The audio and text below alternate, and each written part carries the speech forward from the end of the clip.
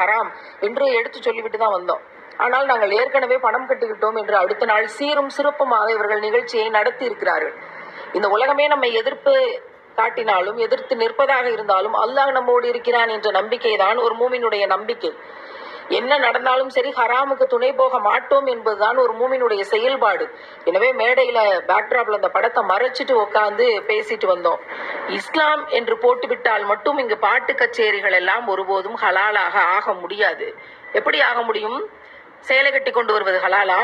கரித்துணியை விட சிறு துணியை தலைக்கு கட்டி கொண்டு வருவது ஹலாலா? கை முழுக்க தெரிவது போல கையில் வளைகளின் மோதிரங்களை அணிந்து கொண்டு வந்து ஊருக்கு காட்டுவது ஹலாலா?